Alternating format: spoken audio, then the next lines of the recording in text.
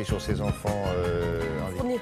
Hein Fournier. Jean-Louis. Ah, oui. Jean-Louis Ça m'a fait penser un peu à Jean-Louis Fournier quand j'ai pris connaissance du thème du roman dont vous allez parler maintenant. Alors, ce n'est pas toi que j'attendais. Qui dit ça? C'est un père qui parle à sa fille. Et pourquoi il n'attendait pas cet enfant comme ça? Parce que c'est une petite fille trisomique. C'est un roman graphique. Les romans graphiques, je vous le rappelle, ce sont des bandes dessinées modernes qui ont un format plus petit et qui racontent non pas des aventures de super-héros, mais des aventures humaines. Et là, c'est très intéressant parce que le roman graphique français est en pleine expansion avec des histoires très touchantes, très personnelles. Là, c'est évidemment un roman graphique autobiographique. Fabien Toulmé, c'est d'ailleurs son premier ouvrage. Je crois qu'il est tout jeune, il a 34 ans. Et il raconte, effectivement, ils sont au Brésil, sa femme et lui, ils ont déjà une petite fille qui a 4 ans, et il est angoissé. Depuis le début, il a une intuition, il a une angoisse que sa petite fille soit trisomique. Première échographie, on lui dit tout va bien, mais ça ne fait pas passer son angoisse quand même. Et puis, du Brésil, ils reviennent en France, ils font une deuxième échographie. Là, ils sont avec un jeune échographe qui a un nouvel appareil et il dit, j'ai l'impression d'avoir un petit garçon qui a eu un jouet à Noël. Et il voit bien que le type, il n'est pas tout à fait sûr de sa machine.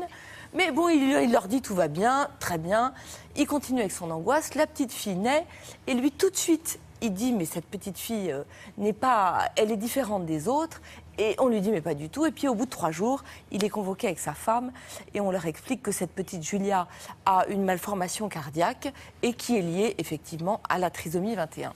Ce roman graphique, il est formidable parce qu'il est d'une grande sincérité, parce qu'il raconte au début la violence de la révélation et de l'annonce, mais aussi comment lui, il n'est pas prêt, il rejette sa petite fille, il ne veut pas la toucher, il a du mal.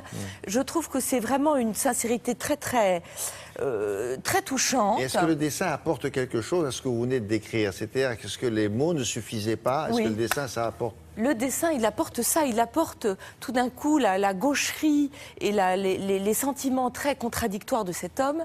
Il raconte aussi le premier rendez-vous avec un professeur en génétique qui va leur expliquer tout ce qui les attend, en quoi cette petite fille est différente. Et à la fin, elle va dire à ce monsieur, elle va lui dire, mais vous savez, la difficulté, c'est que les papas des petites filles trisomiques, le problème, c'est qu'ils deviennent complètement gâteux de leur petite fille. Donc, il va falloir apprendre à vous restreindre pour pas transformer votre petite fille en une petite fille gâtée. Il y a le papa qui regarde ça en disant, mais qu'est-ce que c'est que ça?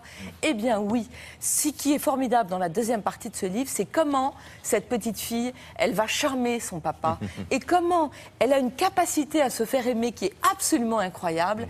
Et ce papa, eh bien oui, il va fondre. Donc il y a une tendresse, si vous voulez, dans ce livre formidable. Beaucoup d'humour aussi. Il raconte très bien les regards sur la petite fille et sur les parents. C'est assez acide parfois. Moi, j'ai trouvé que c'était vraiment... J'avais les yeux brillants à plein de reprises et à la fin du livre, vous avez les photos de la vraie petite Julia. Alors là, j'avais plus les yeux brillants, j'étais en larmes. Je trouve que c'est une totale réussite. Et en plus, cette petite Julia, elle a appris à Fabien Toulmé à devenir un papa d'une petite fille différente et en même temps, elle en fait de lui un auteur de BD parce que Fabien Toulmé, comme son personnage, il a d'abord été prof en Guadeloupe, ingénieur, commercial au Brésil. Et bien cette petite fille, elle fait de lui non seulement un papa, mais en plus un auteur. Exactement. C'est chez Delcourt, c'est vraiment chouette. Un mot avec Mauve de Marie Desplechin. Oui, qu'est-ce que c'est que ça? C'est le dernier volume d'une trilogie pour les enfants. Il y a d'abord Verte. Si vos enfants n'ont pas lu Verte, qui est un livre pour les enfants à partir de 9 ans, vous courez l'acheter parce que Verte, c'est un chef-d'œuvre. Après, il y a eu Pomme, maintenant il y a Mauve.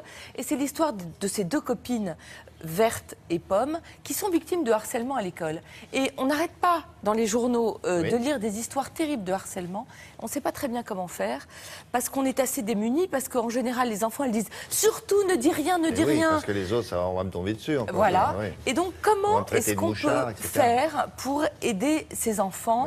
Et je trouve que la réponse de Marie Desplechin, elle est très bien. Elle dit que nous, adultes, il faut y aller. Il faut qu'on s'engage en tant qu'adultes. Mais c'est la Marie Desplechin, l'auteur? Oui, c'est l'auteur, Marie Desplechin.